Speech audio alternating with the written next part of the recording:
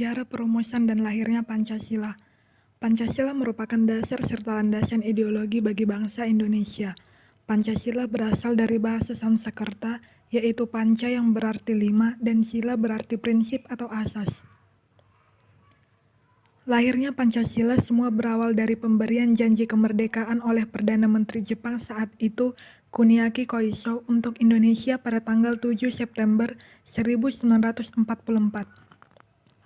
Pemerintah Jepang lalu mendirikan BPUPKI atau Badan Penyelidik Usaha-Usaha Persiapan Kemerdekaan Indonesia pada tanggal 1 Maret 1945 dengan tujuan untuk mempelajari hal-hal yang berkaitan dengan tata pemerintahan Indonesia merdeka.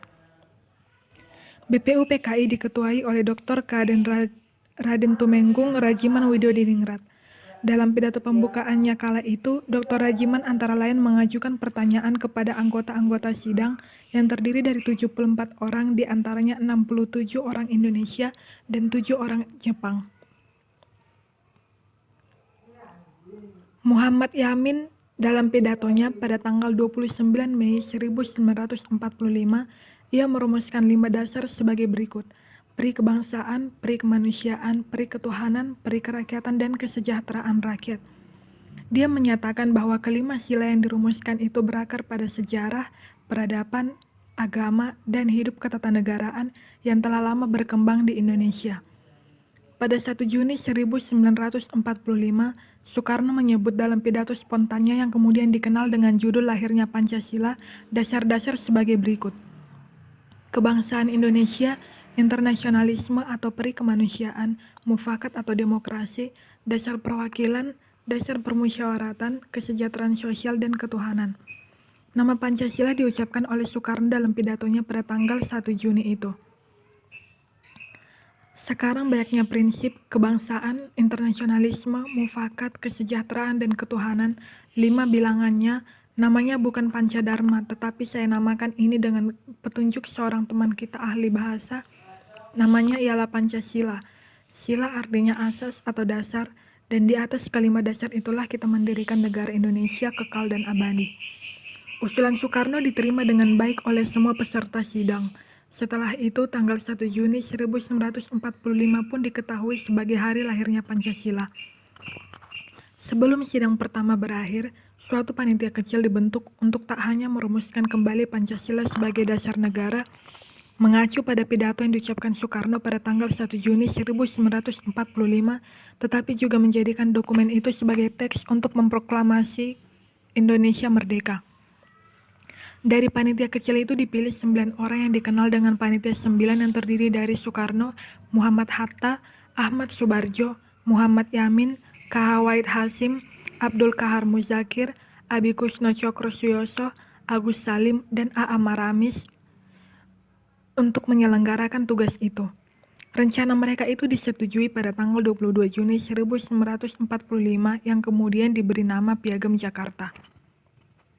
Setelah rumusan Pancasila diterima sebagai dasar negara secara resmi, beberapa dokumen penerapannya ialah: rumusan pertama Piagam Jakarta atau Jakarta Charter tanggal 22 Juni 1945.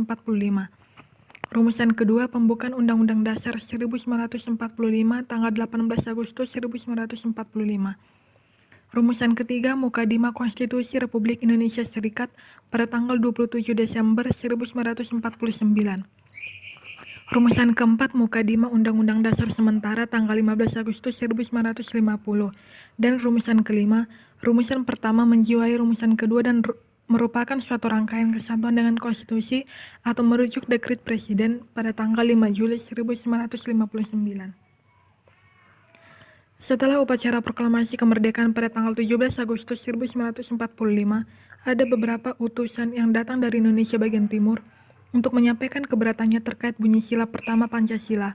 Beberapa utusan tersebut diantaranya Sam Ratulangi, wakil dari Sulawesi, Tajudin Nur dan Insinyur Pangeran Nur, wakil dari Kalimantan Iketut Puja, wakil dari Nusa Tenggara, dan Latu Harhari, wakil dari Maluku.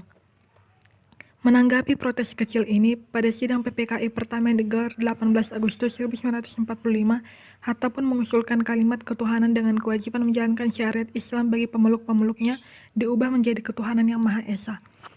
Pengubahan kalimat itu sebelumnya telah dikonsultasikan bersama 4 tokoh Islam yakni Kasman Singodimedjo, Wahid Hasyim, Ki Bagus Hadikusumo, dan Teuku M. Hasan. Kesemua tokoh Islam ini menyetujui perubahan kalimat tersebut. Alhasil, pada penetapan rancangan pembukaan sekaligus batang tubuh Undang-Undang Dasar 1945 pada sidang PPKI pada tanggal 18 Agustus 1945, Pancasila pun ditetapkan sebagai dasar negara Indonesia. Setelah itu, Pancasila sebagai dasar negara Indonesia telah diterima oleh semua pihak dan bersifat final. Sejarah perumusan Pancasila. Berikut ini kronologi penyusunan Pancasila oleh BPUPKI dari awal sidang hingga menjadi ideologi negara yang dipakai saat ini. Yang pertama, sidang 29 Mei 1945. Dalam sidang ini, Muhyamin mendapat kesempatan pertama untuk berpidato dan menyampaikan 5 sila yang diusulkannya, yaitu pri kebangsaan, pri kemanusiaan, pri ketuhanan, pri kerakyatan, dan kesejahteraan bagi rakyat. 2. Sidang 31 Mei 1945. Pada sidang kedua ini, Supomo menyampaikan usulan yaitu 5 asa negara antara lain, keseimbangan lahir batin, persatuan, musyawarah, kekeluargaan, serta keadilan rakyat. Ketiga, sidang 1 Juni 1945. Sehari setelah sidang kedua, sidang ketiga dilaksanakan dengan pidato dari Soekarno mengenai usulan asa negara yaitu kebangsaan Indonesia, internasionalisme atau kemanusiaan, mufakat atau demokrasi, kesejahteraan sosial, dan ketuhanan yang Maha Esa. Peristiwa pada sidang ini diabadikan sebagai Hari Penetapan Pancasila. Usulan dari 3 tokoh besar masa kemerdekaan Indonesia ditampung dan dibahas kembali oleh anggota BPUPKI yang lebih kecil lagi, yaitu Panitia 9. Sidang Panitia 9, 22 Juni 1945 yaitu 1. Ketuhanan dengan kewajiban menjalankan syariat Islam bagi pemeluk-pemeluknya. 2. Kemanusiaan yang adil dan beradab. 3. Persatuan Indonesia. 4. Kerakyatan yang dipimpin oleh hikmat kebijaksanaan dalam permusyawaratan perwakilan. 5. Keadilan sosial bagi seluruh rakyat Indonesia. Sidang Panitia 9 ini menjadi akhir dari perumusan awal Pancasila. Kemudian Pancasila resmi dijadikan dasar negara, ditandai dengan proklamasi. 5. Sidang 18 Agustus 1945. Pada sidang kali ini, sila pertama dari Pancasila yang sudah diproklamasikan diubah menjadi ketuhanan yang Maha Esa oleh Muhammad Hatta. Setelah Pancasila diproklamasikan pada 18 Agustus 1945, masih banyak keberagaman pengucapan, perumusan, dan pembacaan dari isinya. Di sini, saya akan menjelaskan tentang sejarah Piagam Jakarta. Piagam Jakarta adalah sebuah dokumen historis berupa kompromi antara pihak agamais dan pihak nasionalis dalam BPUPKI untuk menjembatani perbedaan pandangan dalam agama dan negara. Dari sidang pertamanya, BPUPKI merumuskan bentuk pemerintahan melalui pemungutan suara. Ada 45 suara yang memilih kebangsaan sebagai dasar negara, sementara 15 orang memilih Islam sebagai dasar negara. Setelah sidang pertama selesai, terbentuklah Panitia 9. Panitia 9 merancang teks proklamasi yang kemudian dijadikan pembukaan Undang-Undang Dasar 1945. Rancangan preambule yang dikenal sebagai Piagam Jakarta itu disetujui pada tanggal 22 Juni 1945. Nama Piagam Jakarta diusulkan oleh Muhammad Yamin dan dibacakan oleh Soekarno pada tanggal 10 Juli 1945. Piagam Jakarta memang dijadikan pembukaan UUD 1945. Namun ada 7 kata yang dihapus, yaitu dengan kewajiban menjalankan syariat-syariat Islam bagi pemeluk-pemeluknya. Penghapusan 7 kata itu dari pembukaan UUD 1945 terjadi setelah proklamasi kemerdekaan. Pada sore hari, tanggal 17 Agustus 1945, Muhammad Hatta didatangi oleh Maeda, seorang perwira Angkatan Laut Jepang.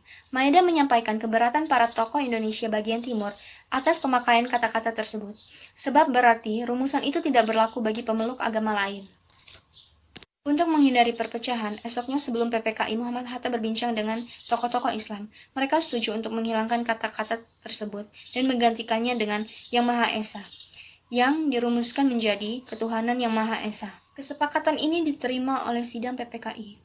Piagam Jakarta yang sudah mengalami perubahan ditetapkan sebagai pembukaan Undang-Undang Dasar 1945. Sesungguhnya 7 perkataan itu hanya mengenai penduduk yang beragama Islam saja. Penduduk umat Kristen di Indonesia Timur keberatan kalau 7 kata itu dibiarkan saja.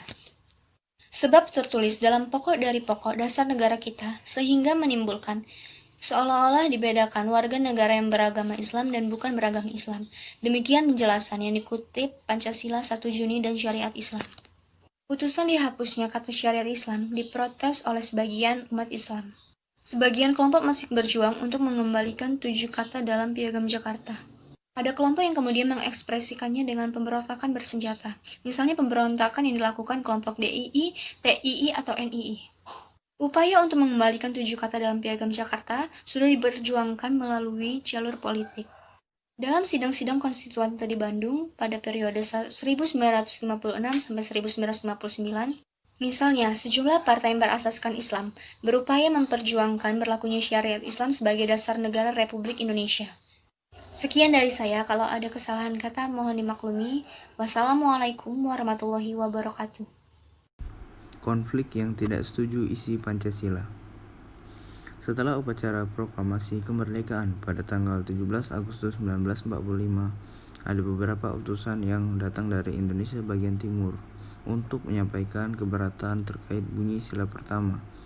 Beberapa utusan tersebut diantaranya Samratulangi, wakil dari Sulawesi, Tajudin Nur, dan Insinyur Pangeran Nur, wakil dari Kalimantan, Iketer Puja, wakil dari Nusa Tenggara, dan Latu Harhari, wakil dari Maluku.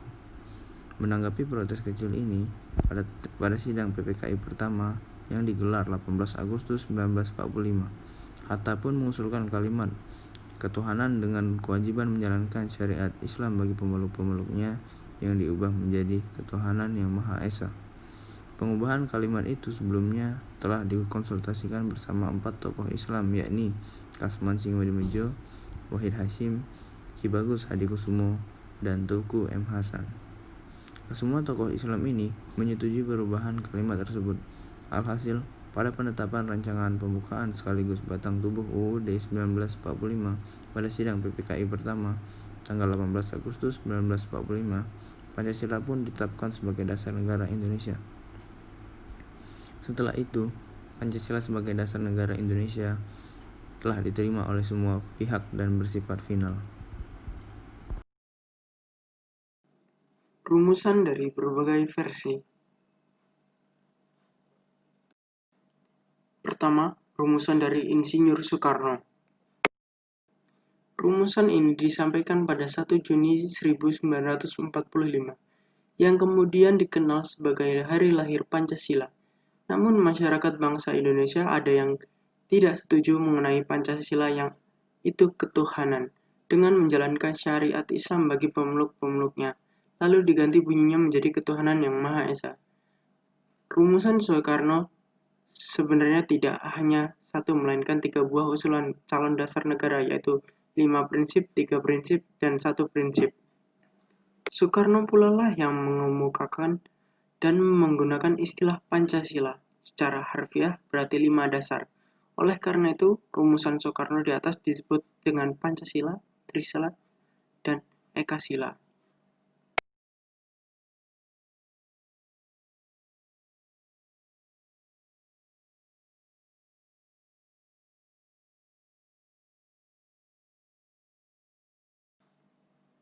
Kedua, rumusan dari Dr. Supomo. Pada tanggal 31 Mei 1945, Supomo pun menyampaikan rumusan dasar negaranya. Namun rumusan ini tidak disertai penyebutan nama dasar negara, yaitu persatuan, kekeluargaan, keseimbangan lahir dan batin, musyawarah, keadilan masyarakat. Ketiga, rumusan dari Muhammad Yamin. Pada tanggal 29 Mei 1945, Muhammad Yamin menyampaikan usul dasar negara di hadapan sidang pleno BPU PKI, baik dalam pidato maupun secara tertulis yang disampaikan kepada BPU PKI. Rumusan pidato: 1. Peri kebangsaan, 2. Peri kemanusiaan, 3. Peri ketuhanan, 4. Peri kerakyatan, 5. Kesejahteraan rakyat. Rumusan tertulis: 1. Ketuhanan yang Maha Esa. 2. Kebangsaan Persatuan Indonesia. 3. Rasa kemanusiaan yang adil dan beradab. 3. Kerakyatan yang dipimpin oleh hikmat kebijaksanaan dalam perseratan perwakilan. 5. Keadilan sosial bagi seluruh rakyat Indonesia. Keempat, rumusan dari Piagam Jakarta. Dalam menentukan hubungan negara dan agama, anggota BPUPKI terbelah antara golongan Islam dan menghendaki bentuk teokrasi Islam dengan golongan kebangsaan yang menghendaki bentuk negara sekuler, di mana negara sama sekali tidak diperbolehkan bergerak di bidang agama. Persetujuan di antara dua golongan yang dilakukan oleh Panitia 9 tercantum dalam sebuah dokumen, Rancangan Pembukaan Hukum Dasar. Dokumen ini pula yang disebut Piagam Jakarta oleh Muhammad Yamin. Adapun rumusan rancangan dasar negara terdapat di akhir paragraf keempat dari dokumen Rancangan Pembukaan Hukum Dasar. Rumusan ini merupakan rumusan pertama sebagai hasil kesepakatan para pendiri bangsa. Kelima, rumusan dari BPUPKI. Pada sesi kedua persidangan BPUPKI yang berlangsung pada 10 sampai 17 Juli 1945, dokumen Rancangan Pembukaan Hukum Dasar Piagam Jakarta dibahas kembali secara resmi dalam rapat pleno tanggal 10 dan 14 Juli 1945. Dokumen Rancangan Pembukaan Hukum Dasar tersebut dipecah dan diperluas menjadi dua buah dokumen berbeda, yaitu Declaration of Independence berasal dari paragraf 1 sampai 3 yang diperluas menjadi 12 paragraf, dan pembukaan berasal dari paragraf keempat tanpa perluas sedikit pun. Rumusan yang diterima oleh rapat pleno BPUPKI tanggal 14 Juli 1945 hanya sedikit berbeda dengan rumusan Piagam Jakarta, yaitu dengan menghilangkan kata serta dan dalam sub-anak kalimat terakhir. Rumusan Rancangan Dasar Negara hasil sidang BPUPKI yang merupakan rumusan resmi pertama, jarang dikenal oleh masyarakat luas. Keenam, rumusan dari PPKI.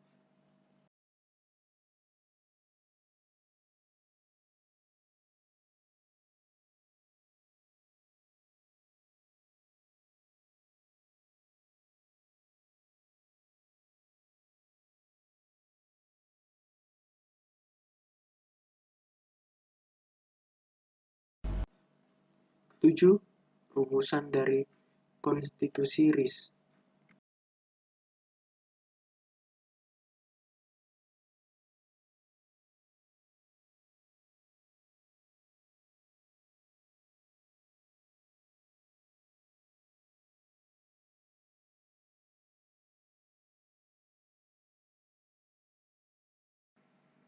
Kedelapan, rumusan dari Undang-Undang Dasar sementara.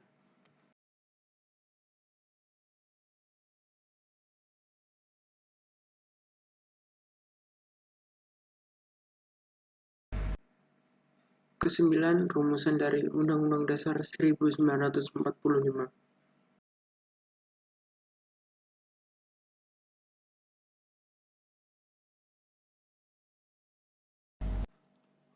Kesepuluh, rumusan dari versi berbeda.